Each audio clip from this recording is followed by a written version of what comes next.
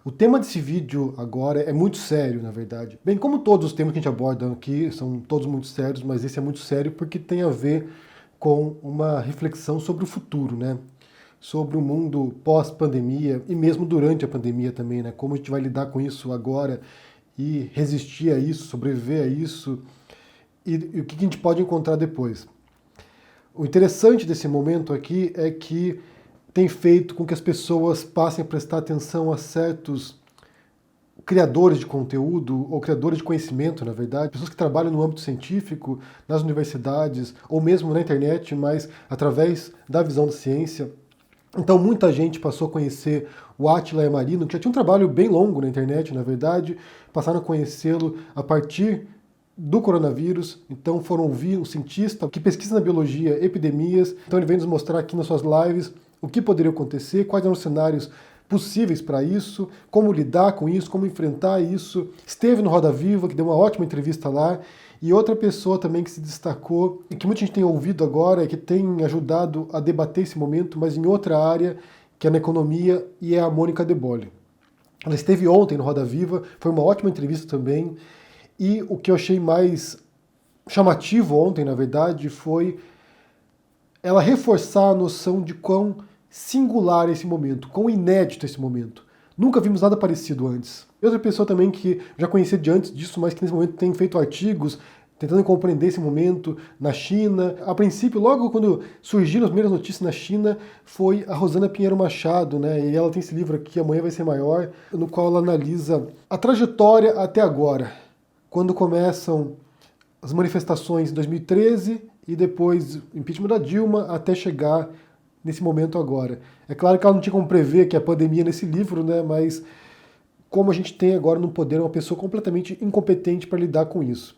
Então são três pessoas aqui que vocês devem prestar atenção, devem parar e assistir e olhar, acompanhá-las nas redes sociais também.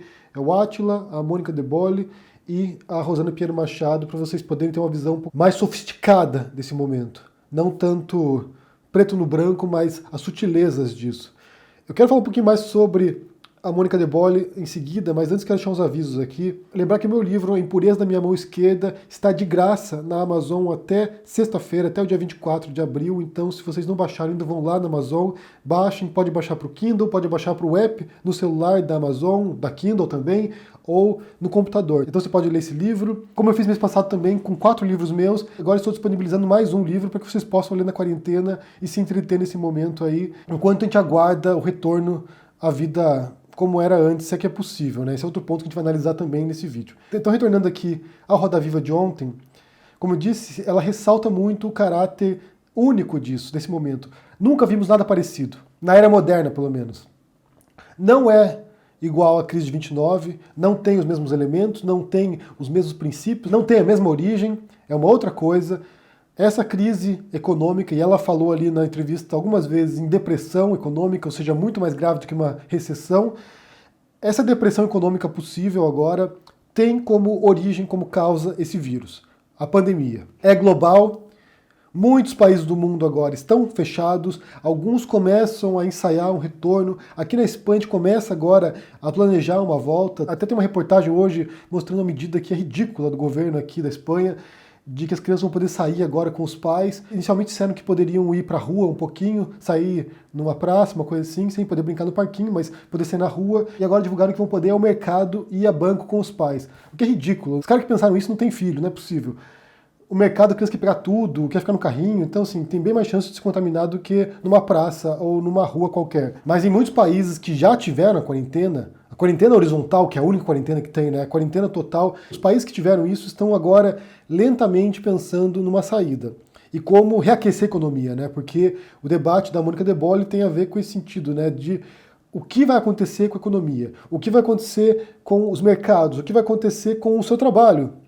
Porque, em última instância, para nós que não somos economistas, para nós que não trabalhamos no mercado financeiro, a dúvida que surge é o que vai acontecer com a minha profissão. Terei trabalho depois disso? No que eu vou trabalhar se não tiver? E o que a De Bolle ressalta é que, nesse momento, como esse processo de abertura e fechamento promete se estender por muitos meses ainda, ou seja, os governos vão reabrir um pouco, isso vai aumentar a curva de contágio mais uma vez, Na medida que começa a aumentar, os governos fecham de novo, reduzem a curva de contágio e vão fechando e reabrindo até que se encontre uma vacina. Então, esse processo agora que a gente passa, né, de quarentena, de congelamento da economia, de hibernação econômica, como diz aqui na Espanha, esse processo de hibernação econômica pode ser que se repita no futuro próximo. Pode ser que se repita, sei lá, daqui 2, 3 meses.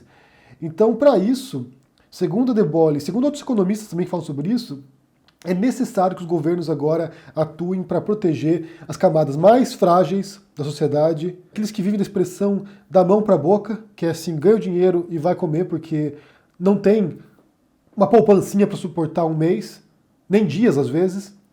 Como cuidar dessas pessoas e como evitar a quebradeira de comércios, evitar a quebradeira de negócios. E como complemento a isso, se vocês não assistiram ainda, assistam também ao último episódio do Greg News, que fala sobre delivery, no qual o Gregório do Viver fala sobre os apps de entrega, né?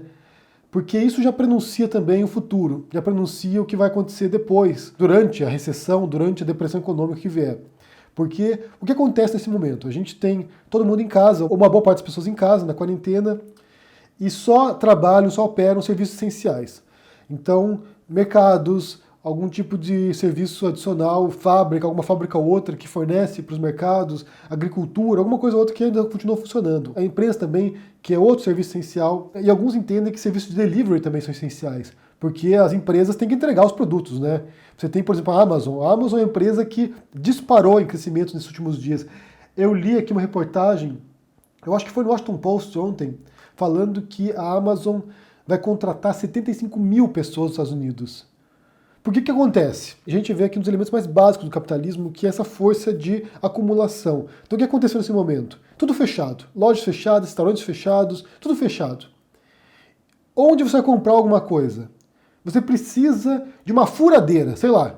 Onde você vai comprar isso? Sendo que todas as lojas de ferragem estão fechadas. Você vai na Amazon. Você precisa comprar um tênis, onde você vai? Na Amazon. Então houve uma verdadeira demandada para serviços online e isso precisa de pessoas que entregam esses produtos. Então essas pessoas ainda estão trabalhando. E no futuro isso também vai se consolidar. Porque na medida que a gente não possa voltar a frequentar o restaurante, porque o mundo vai mudar depois disso, a gente não vai poder manter os mesmos hábitos que a gente tinha antes, na medida que você não pode voltar a esses hábitos, restaurantes vão ter que reabrir. E sem público, sem freguês, como é que eles fazem? Ou vão ter que entregar em casa, ou ter um serviço de entrega para vocês, ou você tem que pegar para levar. Então eles têm lá o serviço, você pega o produto e leva. Não vai poder comer no restaurante. Já tem saído aqui umas propostas de como lidar com isso, né, com esse cenário. Restaurantes que vão reduzir o número de mesas, botar um vidro entre um lado da mesa e outro. Muita coisa tem que mudar, gente. Muita coisa tem que ser redefinida depois. A gente não tem nem ideia, na verdade, da dimensão do que vai mudar no futuro. Mas o que você vê nesse Greg News aqui é justamente a precarização do trabalho, ou seja, muita gente que trabalha nesses apps e recebe um salário, ou salário não, na verdade, né? Recebe uma comissão das entregas que é muito baixa. Então, com o passar dos anos, eles não apenas não ganham mais, como passam a ganhar menos, porque tem mais gente trabalhando nesses apps, mais apps disponíveis, a concorrência e um monte de trabalhadores acaba baixando o valor de pagamento para cada um desses funcionários. Então, o que a gente vai ver é uma precarização do trabalho. Se você ainda tem o seu trabalho, se você pode trabalhar remotamente, se você está em casa trabalhando ainda, você é afortunado, porque muita gente vai ter que se reinventar depois disso. Eu não sei se vocês viram a série britânica chamada Years and Years, ou seja, anos e anos, e vai mostrando projeções para o futuro, né? Vai mostrando como o mundo vai mudando nos próximos anos. E uma das coisas que mostra nessa série é uma crise econômica, um colapso econômico, não é uma pandemia, eles não tinham como prever isso, é um colapso econômico e um dos personagens acaba virando entregador. Ele era do mercado financeiro, era um investidor, perde tudo na crise econômica e vira entregador. Então, a gente vai ver uma redefinição completa dos trabalhos. De como a gente atua no mercado de trabalho, de como a gente atua como consumidor também. Isso vai mudar completamente. E alguns segmentos certamente serão mais influenciados, mais afetados do que outros, né? Eu fico imaginando no setor de teatros, por exemplo. Teatro, cinema, shows. Como será isso? Como você faz para botar pessoas dentro de uma casa de show, por exemplo, sem que elas fiquem perto uma das outras? Como você faz isso? Como você faz uma balada com as pessoas separadas? Carnaval. Então são hábitos que terão que mudar drasticamente depois disso. E isso vai afetar enormes segmentos econômicos. Aviões, por exemplo. Você entra no avião e tem uma pessoa contaminada, passa por todo mundo dentro do avião. Ônibus, metrô. Como faz isso? E como eu mencionei a Amazon aqui, o que a gente vai ver é a consolidação ou o crescimento de certos monopólios, algumas empresas que vão ficar mais gigantes do que já eram, enquanto vai haver uma quebradeira geral de pequenas empresas. Já é o cenário que se vê, por exemplo, em Wuhan, na China. Grandes lojas, grandes empresas se consolidando, enquanto pequenas lojas de rua vão quebrando, porque as pessoas acabam se concentrando em grandes redes de supermercado, em grandes varejistas. Ou online, na verdade, né? Eu penso que muita coisa vai passar para a internet. Quem puder consumir online, quem puder anunciar online, quem puder vender seus produtos online, vai ter uma vantagem em relação aos outros aqui nesse momento. Então, certamente, pelo menos no futuro próximo, imediato aqui da pandemia, a gente vai ver os ricos cada vez mais ricos e os pobres ainda mais pobres do que já eram. É uma dinâmica capitalista básica, na verdade, né? Enriquecimento dos ricos e empobrecimento dos pobres. Eu quero aproveitar essa deixa aqui de falar dessa hierarquia, né, dos mais ricos, essa hierarquia econômica, para fazer um adendo ao vídeo de ontem sobre o Brasil Paralelo, sobre o documentário deles, A Pátria Educadora, né? Porque lá eu mencionei como os conservadores brasileiros, ou a direita, na verdade, não apenas conservadores, mas a direita, ela tem uma visão hierárquica da sociedade. Ela tem uma visão que existe uma estrutura hierárquica e é que ela é natural e que não deve ser mexida. Enquanto que as esquerdas teriam uma visão mais igualitária de achatar essa pirâmide de desigualdade, de tentar reduzir esse abismo social. E muita gente aqui veio comentar, muitos direitistas, na verdade, né? É óbvio, né? Muitos direitistas vieram falar aqui, eu sou direitista e não penso isso, eu não defendo uma hierarquia, eu não defendo esse abismo social, essa desigualdade. E dois, vieram dizer de onde eu tirei essa ideia esdrúxula, de onde eu tirei que a direita pensa isso. E foi interessante, porque quando perguntaram isso aqui, eu falei, de onde eu tirei de fato, né? De onde saiu essa noção? E na verdade não é minha essa noção, na verdade eu já vi em outras, já vi anteriormente em outros pontos, mas essa semana me veio o clique, de fato. Veio aquele momento de, olha só, de fato é isso mesmo. Então de onde surge a noção? Tem um filósofo italiano chamado Norberto Bobbio, e ele tem um livro no qual ele expõe justamente esse conceito, que a direita tem uma visão de que a desigualdade é inerente à sociedade, é natural, enquanto que a esquerda tem uma visão de que a desigualdade é social, ela é criada, ela não é natural. A gente pode reduzir essa desigualdade. A gente pode e deve, na verdade. Então, esse livro do Bobbio é uma das principais referências para a compreensão da noção de esquerda e de direita e qual a diferença entre essas duas posturas intelectuais, conceituais. E parte disso, na verdade. Parte que a esquerda defende a igualdade ou a redução da desigualdade, enquanto que a direita defende que a desigualdade não tem o que fazer, ela é inerente ao mundo. O mundo é assim, o mundo é desigual. A gente tem que lidar com esse mundo do modo como ele é.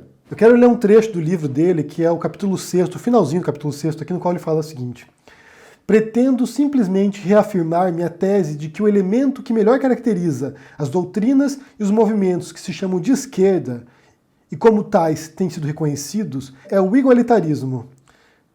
Desde que entendido, repito, não como a utopia de uma sociedade em que todos são iguais em tudo, mas como a tendência de um lado a exaltar mais o que faz os homens iguais do que o que os faz desiguais, e de outro, em termos práticos, a favorecer as políticas que objetivam tornar mais iguais os desiguais. E a direita é o oposto disso. Então você tem aqui um autor que trabalha isso de maneira bastante explícita também. Ele não fala da hierarquia, como eu mencionei ontem, na verdade foi outro autor que me deu essa ideia.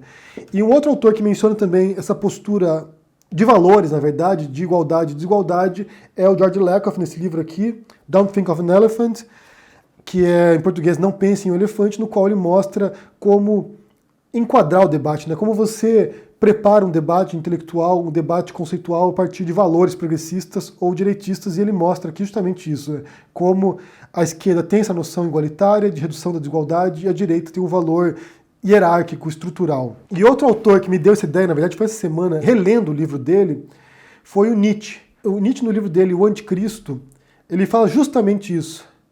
O Nietzsche é um autor que é complicado enquadrá-lo. Ele seria reacionário em certos valores, porque ele defende valores da Grécia Antiga, valores de virilidade, de poder, ao mesmo tempo em que ele detona, ele destrói um conjunto de valores morais cristãos, que estão na base do conservadorismo tradicional. Então, ele é um autor complexo, ele é um autor complicado, mas ele propõe ali um modelo de sociedade hierarquizado, no qual ele diz que é o mais próximo da realidade, que é o mais próximo do mundo natural, que é esse valor estruturado em hierarquias, né? No topo, líderes políticos, intelectuais, culturais, depois um segundo extrato militar e, por fim, o restante. Então, quem me deu essa ideia nessa semana, na verdade, que eu estou relendo a obra completa do Nietzsche, e quem me deu essa ideia foi o Anticristo do Nietzsche. E tem outra pessoa que também faz isso o tempo todo, na verdade, e que é outra referência intelectual da direita global hoje, que é o Jordan Peterson. O Jordan Peterson é um psicólogo canadense que se tornou meio que uma autoajuda para a extrema-direita no mundo, e ele fala constantemente disso, dessas hierarquias sociais, na verdade hierarquias naturais, né, porque ele sempre se remete ao mundo natural também, hierarquias naturais e como o mundo é assim. O mundo é assim, e as religiões, nossas narrativas, nossas histórias, elas só refletem essa hierarquia natural que existe já no mundo e que parece ser inevitável. Então essa ideia de que existem hierarquias de dominação na visão da direita não é algo que surge do nada, obviamente. Muitos autores trabalham com esse tema. Se você nunca pensou ou constatou isso antes, talvez você não tenha prestado atenção ainda. E se você for direitista, você defende sim isso, mesmo sem se dar conta de que é algo que está por baixo das suas concepções. Mas esse mundo futuro, né, aproveitando esse gancho dessa estruturação aqui hierárquica, o mundo futuro promete ser um mundo mais desigual, sim, promete ser um mundo que vai enrijecer essa estrutura de dominação, porque haverá uma consolidação, na verdade, dessa visão monopolista do capitalismo. Certas empresas se tornando mais poderosas, mais bilionárias, enquanto outras empresas, pequenos empresários, pequenos trabalhadores, perdendo seus negócios, se precarizando, perdendo seus trabalhos e tendo que se reinventar.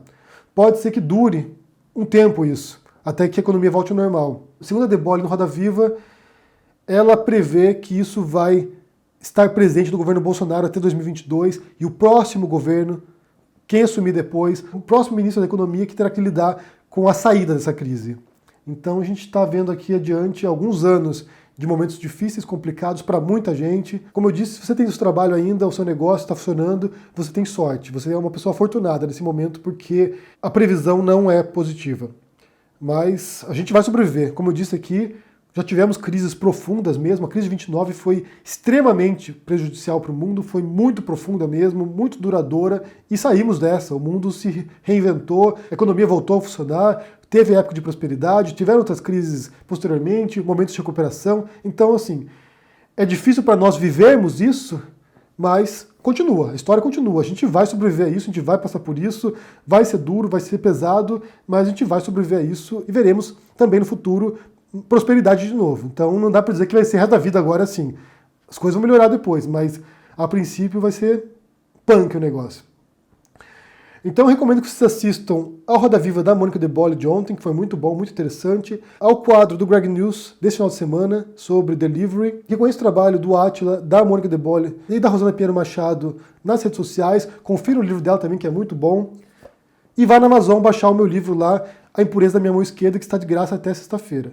Eu quero saber o que vocês pensam sobre esses temas aqui, sobre a crise econômica que virá, ou depressão econômica, o futuro, quais são as preocupações, o que você vê adiante. Deixa aqui no comentário, deixa o joinha, assina o canal, ajude no Apoia-se, e a gente se vê por aí. Abraço e até mais. Tchau!